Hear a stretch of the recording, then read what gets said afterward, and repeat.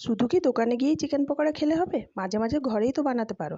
তার জন্য বিশেষ কিছু তামঝামের দরকার হয় না। এর উপকরণগুলো মোটামুটি সবার বাড়িতেই থাকে। শুধুমাত্র চিকেনটা বাজার থেকে নিয়ে এসো। এবার হবে আসল খেলা। ভালো করে ধুয়ে পরিষ্কার করে নিতে হবে। ব্যাস লাইন দিয়ে মশলাগুলো দিতে থাকো।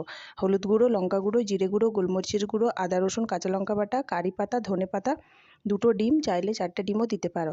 এবার পরিমাণ বুঝে বেসন আর কর্নফ্লাওয়ার দিয়ে দাও। স্বাদ মতো নুন দিয়ে চটকে চটকে মেখে নাও।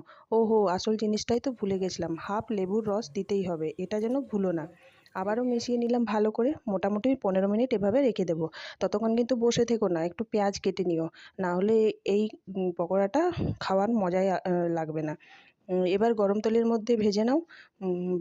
দেখো কেমন টুক করে বানিয়ে ফেললাম। আসলে জানো তো, খেতে যারা ভালোবাসো তাদের জন্য এই রান্নাটা একদমই কঠিন মনে হবে না। কোনোদিন এভাবে বাড়িতে বানিয়ে সবাইকে চমকে দিও, বাচ্চাদের তো খুবই ভালো লাগে।